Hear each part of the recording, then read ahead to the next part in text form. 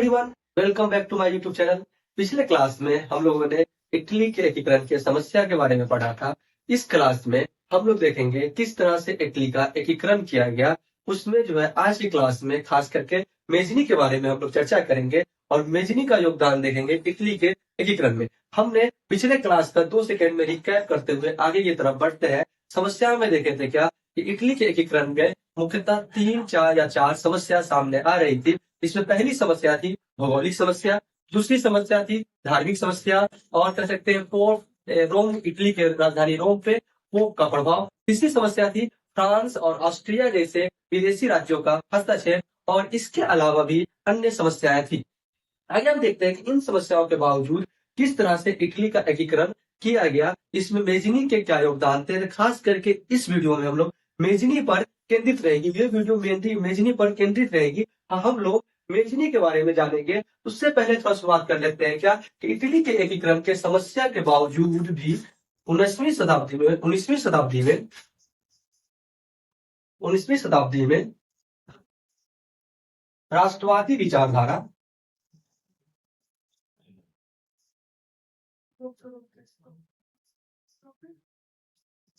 विचारधारा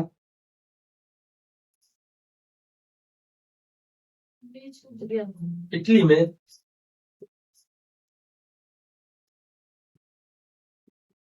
फैलने लगी। 19वीं शताब्दी में राष्ट्रवादी विचारधारा इटली में फैलने लगी और साथ ही फ्रांस में हो रहे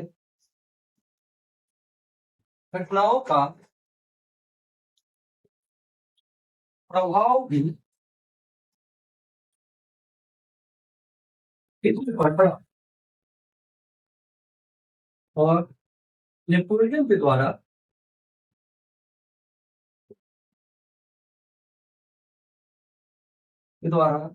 सैन्य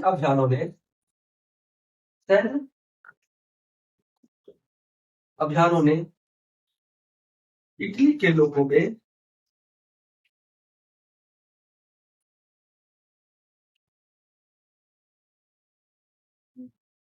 राष्ट्रवादी विचारधारा फैलाया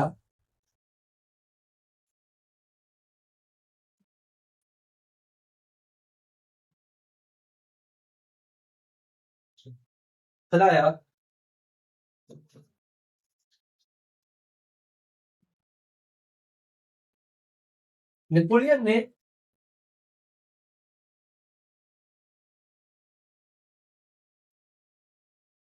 इटली को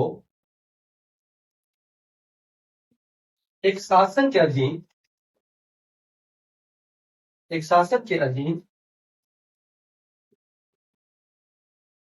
लाने का प्रयास किया।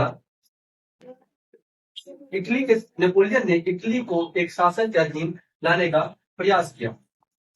जब 1814 में पराजय हुई और वीना कांग्रेस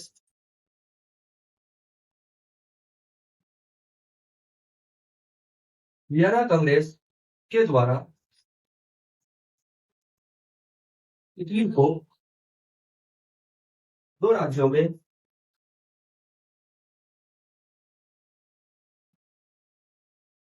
बांट दिया गया।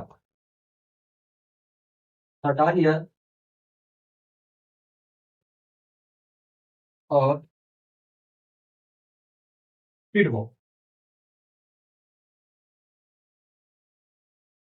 चलिए हम लोग समझते हैं क्या हुआ कि जब 19वीं शताब्दी में जब समस्या के समाधान के लिए इतनी समस्या के बावजूद भी 19वीं शताब्दी में इटली में राष्ट्रवादी आंदोलन इटली में फैलने लगा और साथ साथ जो फ्रांस की घटना, अब उसी समय जब फ्रांस में जो क्रांति हो रही थी या फ्रांस में जो घटनाएं चल रही थी उसका भी प्रभाव इटली के एकीकरण पे पड़ा। और साथ में जब नेपोलियन अपना सैन्य विस्तार कर रहा था या सैन्य अभियान कर रहा था, नेपोलियन के सैन्य अभियान के दौरान नेपोलियन ने इटली को एक शासन के अधीन लाने का प्रयास किया और इसके अंतर्गत उसने इटली को 3 प्रांतों में विभक्त किया। जब नेपोलियन की पराजय हुई, नेपोलियन की पराजय के बाद जब वियना कांग्रेस बैठा तो वियना कांग्रेस ने इटली को 2 राज्यों में बांट दिया, जिसमें एक सरदानिया एक पिटबॉल बनाया और इसी के जरिए इसी के रास्ते इटली के एकीकरण का मार्ग प्रशस्त हुआ। इटली के एकीकरण का मार्ग प्रशस्त हुआ। एक मिनट के लिए आप लोग नोट डाउन कर ले।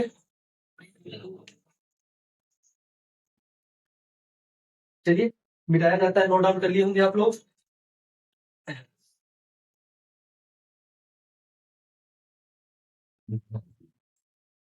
1820 में कारकुन आर्मी का गठन किया गया। कारकुन आर्मी का गठन किया गया जिसका सदस्य जोसेफ लेजनी था। इसका उद्देश्य था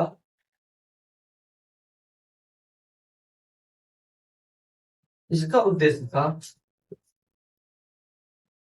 इसका उद्देश्य था छापेमारी युद्ध के द्वारा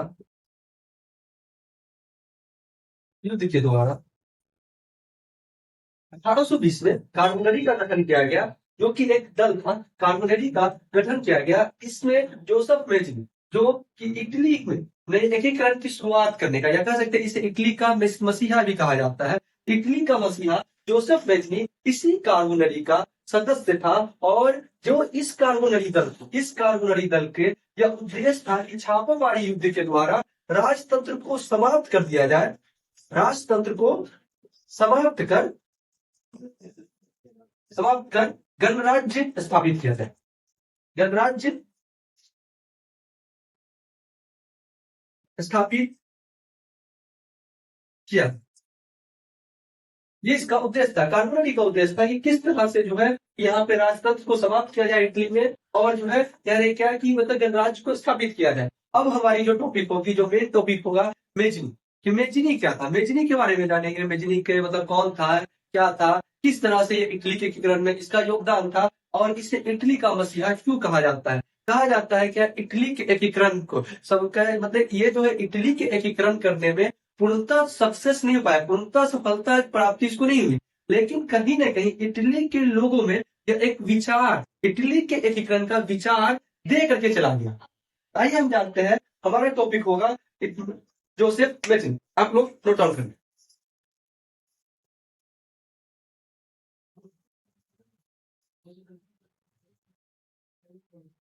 हम लोग लिखेंगे मेजनी के बारे में कि मेजनी था। मेजनी मेजनी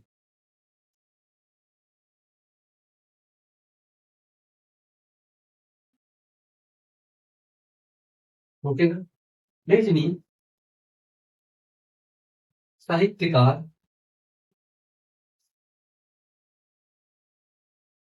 गणतंत्रात्मक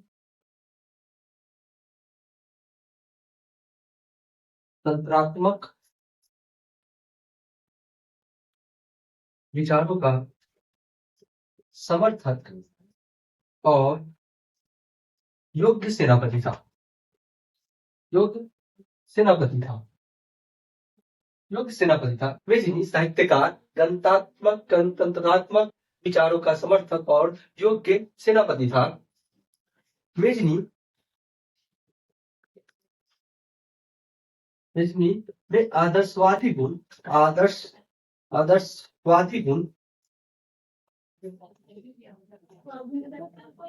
बहुत ज्यादा और व्यवहारिक गुण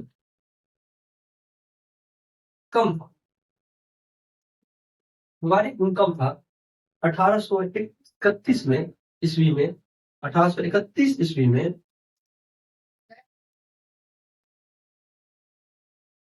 श्याम इटली नाम से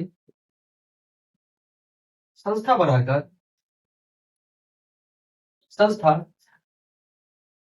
के इटली को एकीकृत करने का प्रयास किया। एकीकृत करने का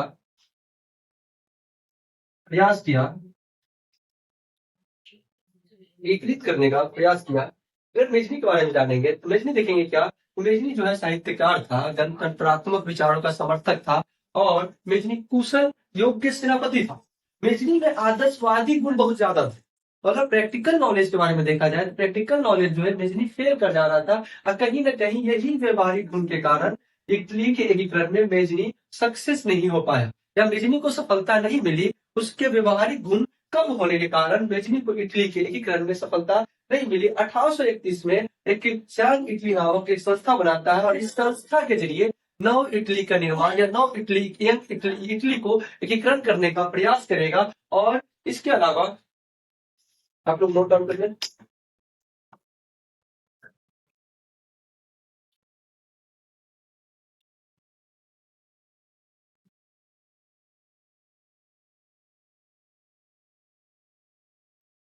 1834 में और 1834 ईस्वी में यंग यूरोप नामक संस्था बना के यूरोप के अन्य देशों में राष्ट्रवादी आंदोलन को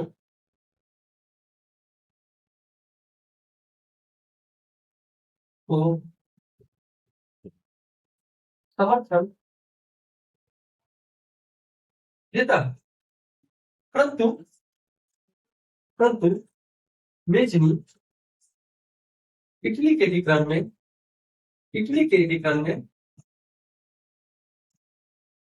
में सफलता प्राप्त नहीं कर पाता है, सफलता प्राप्त नहीं कर पाता है। अतः उसे इटली से पलायन करना पड़ जाता है। पलायन करना पड़ जाता है। बिजली के द्वारा दो संस्थाएं बनाई जाती है। एक है 1831 में बनाया सैन इटली के नाम से, जिसके द्वारा इटली के एकीकरण करने का प्रयास किया गया था। वही दूसरी तरफ 1834 ईस्वी में बिजली के द्वारा यंग यूरोप नामक संस्था बनाई गई। इस संस्था बना करके यूरोप के अन्य देशों में जहां भी राष्ट्रवादी आंदोलन चल रहा था वहां के राष्ट्रवादी आंदोलन को समर्थन देना था। लेकिन वो इसके काम में बिजली जो है इटली के एकीकरण के काम में सक्सेस नहीं प्राप्त कर पाता, सफलता हासिल नहीं कर पाता है और उसे इटली को छोड़ना पड़ेगा और इटली से भागना पड़ेगा। फिर दोबारा वो इटली में आए, इटली को भागना पड़ जाता है, इटली से उसे छोड़ना पड़ जाता है, इटली से उसे पलायन करना पड़ जाता है। जब फिर 1848 ईस्वी में आगे हम लोग देखेंगे कि वो पलायन कर जाएगा इटली से, पलायन कर जाएगा इटली से, पलायन करेगा 1848 ईस्वी में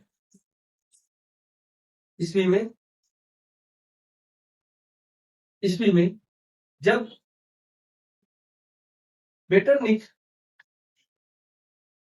युग की समाप्ति होगी, समाप्ति होगी तो बेसिकली पूरा आकर इटली के एकीकरण करने का प्रयास करेगा। इटली को एकीकृत करने का प्रयास करेगा। जब मेटरनिक युग की समाप्ति होगी तो मेटरनिक युग के बाद फिर जो है एक मेजनी आएगा, मेजनी आकर के फिर इटली को एकीकरण करने का प्रयास करता है। लेकिन यहाँ पर भी मेजनी को समस्याओं को, बहुत सारी समस्याओं का सामना करना पड़ता है। जैसे कि अगर हम लोग समस्या में देखेंगे तो पहली समस्या जो इसमें आ जाती है कि जो पिटमॉन सार्डिया पिटमॉन का राजा रहता है, जो सार्डिया पिटमॉन का राजा चार्ल्स एल्बर्ट, सार्डिया पिटमॉन का शासक चार्ल्स एल्बर्ट अपने अधीन अपने अधीन इटली के एकीकरण करने का प्रयास करेगा। एकीकरण करने का नामक संस्था बना के यूरोप के अन्य देशों में राष्ट्रवादी आंदोलन को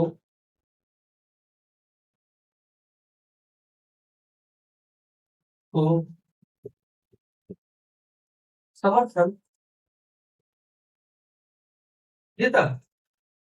परंतु परंतु मेजनी इटली के एकीकरण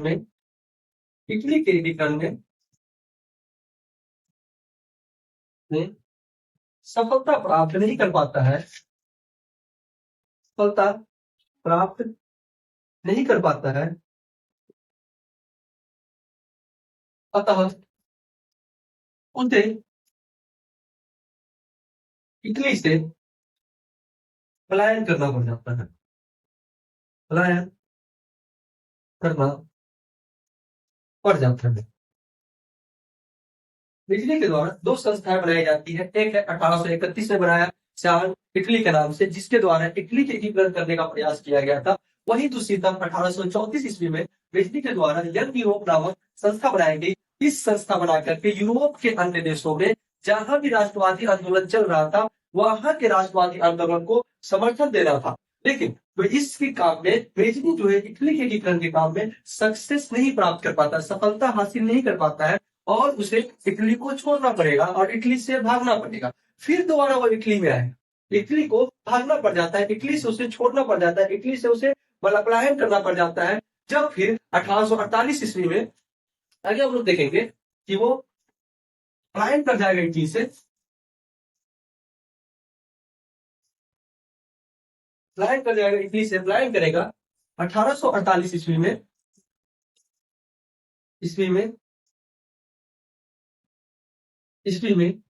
जब मेटरनिख युग की समाप्ति होगी,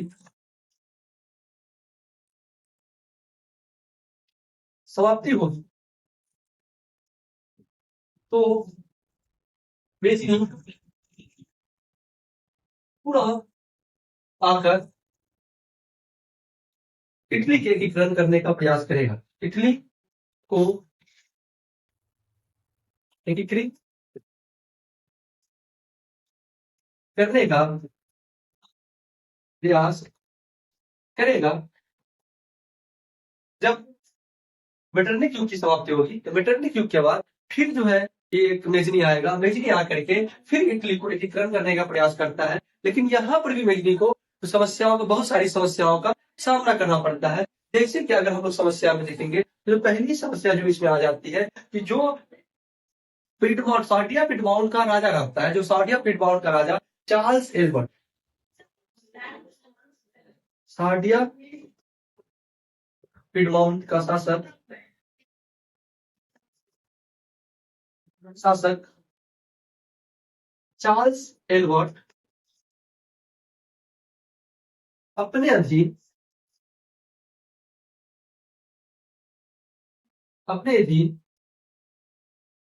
इटली के एकीकरण करने का प्रयास करेगा। एकीकरण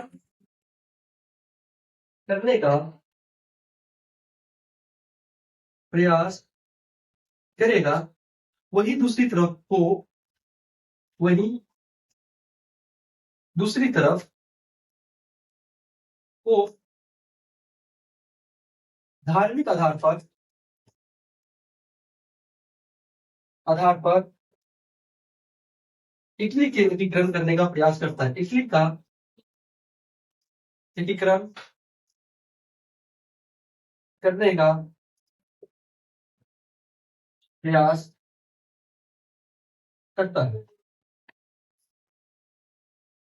जब आता है, आने के बाद फिर से उसको समस्या आएगी। समस्या क्या आती है? समस्या आती है सार्डिया पिटमाउंट का जो शासक है वो चार्ल्स एल्बर्ट, वो अपने अधीन अपने अधीन इटली को एकीकरण करने का प्रयास करता है और अपने अधीन इटली को जो है एक एकीकृत राज्य बनाने का प्रयास करता है। वहीं दूसरी तरफ जो पोप थी, पोप जो है धार्मिक आधार पर इटली के एकीकरण करने का प्रयास करेगा और ये विचारों का मतभेद कहीं न कहीं इटली के एकीकरण में एक इटली के एकीकरण के मार्ग का बाधा बनकर सामने आएगा, उसके एक अवरोध बन करके सामने आएगा। यहीं पर ये समस्याएं चली रही थी, ये अवरोध था ही कि इसी समय इसी समय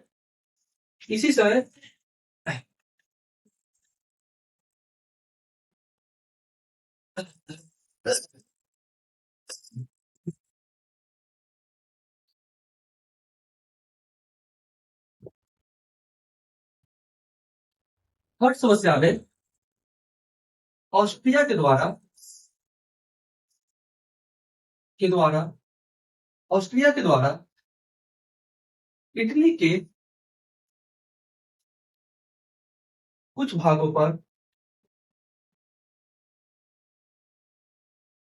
कब्जा कर लिया जाता है।